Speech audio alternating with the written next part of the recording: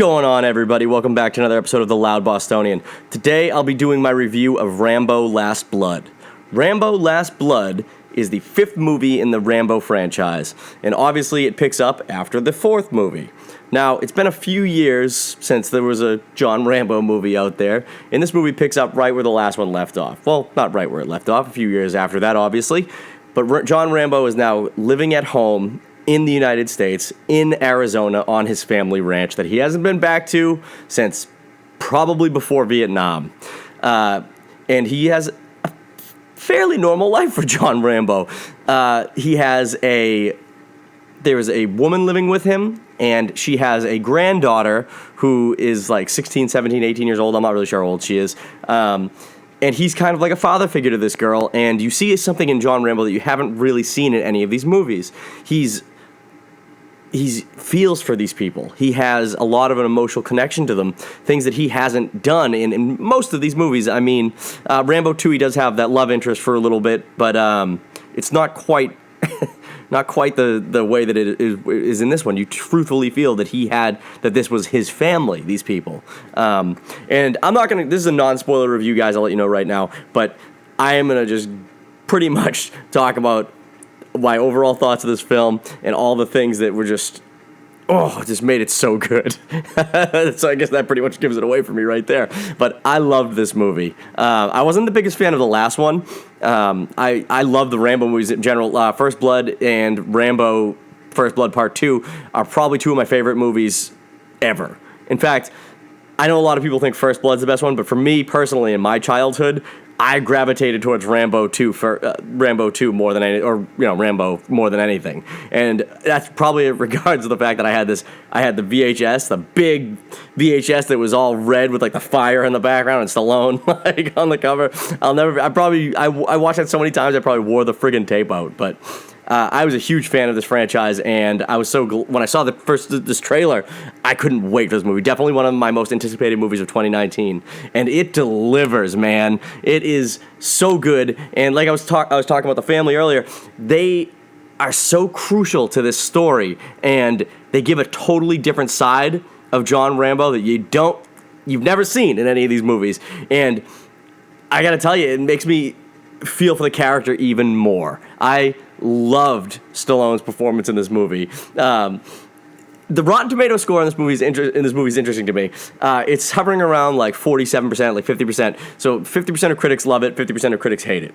Now, it's Rambo. I mean, I know we're in the day and age where movies like John Wick, which are just pure action, very low dialogue, are getting critically praised and making tons of money and all this stuff.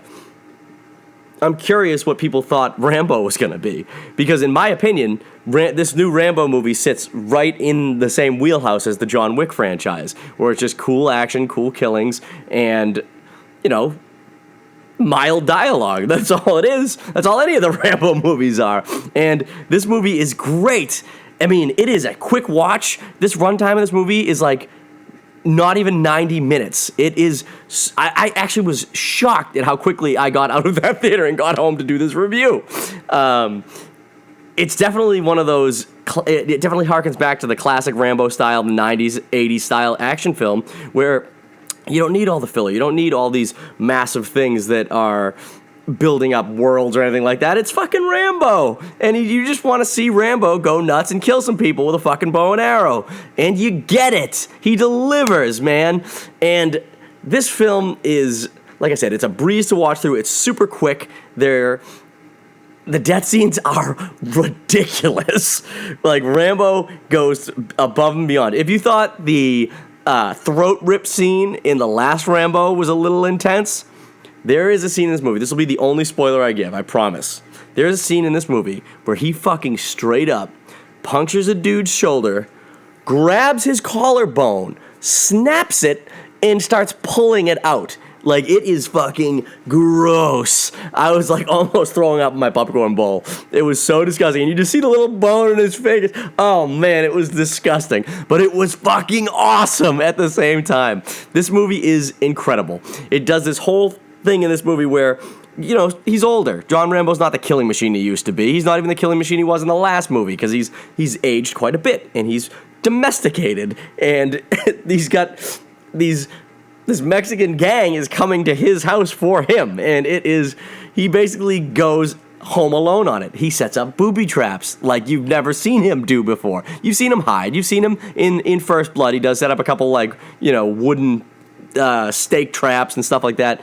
But this is like next level. It's literally Home Alone style battle plan, booby traps, Rambo killing all these motherfuckers, and it was awesome.